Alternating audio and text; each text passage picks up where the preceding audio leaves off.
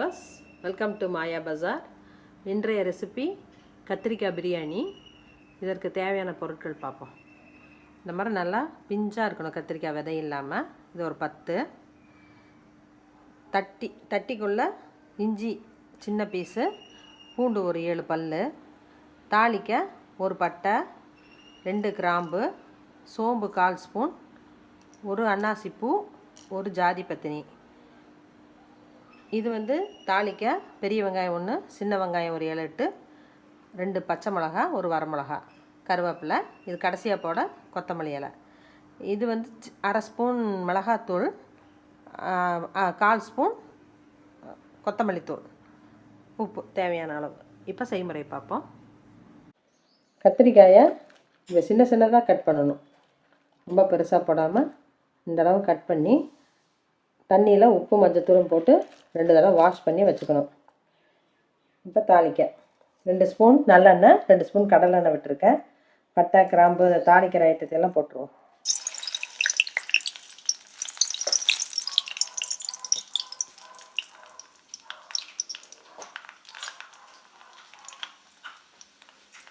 இந்த பச்சை மிளகா கீரி வச்சது, வரமிளகா, கருவேப்பிலை,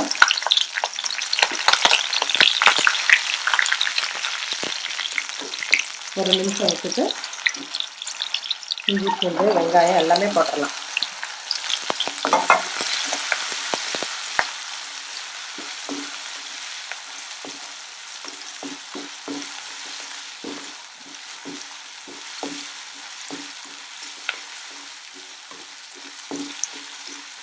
ஒரு 2 நிமிடம் வதங்கின விட்டு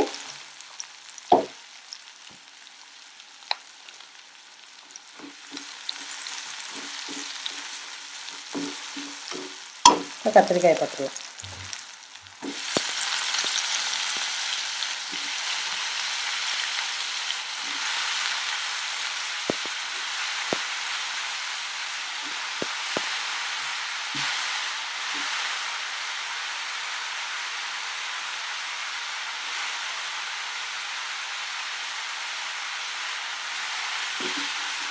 இது 5 மினிட்ஸுக்கு ஃப்ரை ஆகணும்.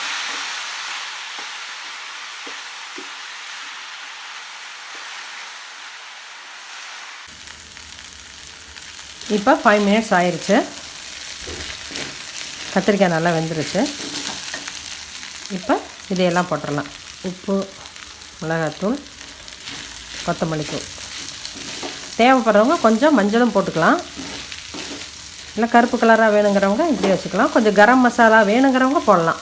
கத்திரிக்காய் வாசம் மட்டும் போதும்னு நினைக்கிறவங்க இப்படியே வச்சுக்கலாம்.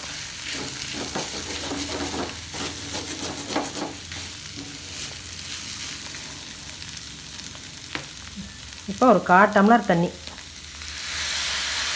நிறைய ஊற்றக்கூடாது.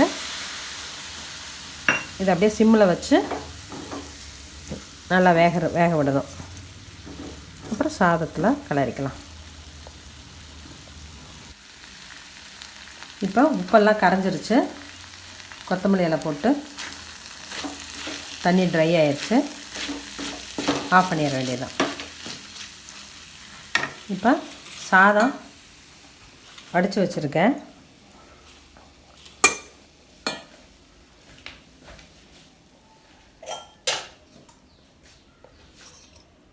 இதில் நல்லெண்ணெய் கொஞ்சம் விட்டுடணும்.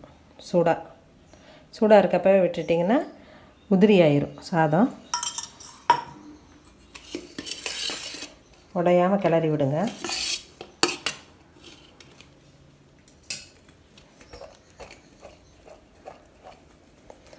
கொஞ்சம் ஆறட்டும்.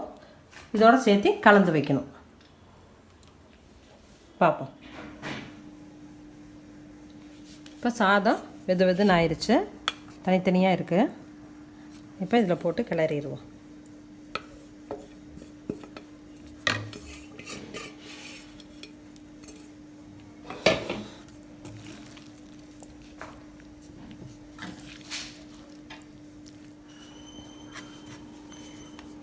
இப்போ டேஸ்ட்டு பார்த்துடலாம். உப்பு தேவைன்னா ஆட் பண்ணிக்கலாம்.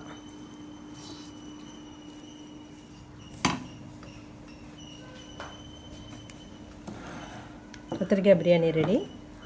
செஞ்சு பாருங்கள். சாப்பிட்டு எப்படி இருக்குன்னு சொல்லுங்கள். தேங்க்யூ.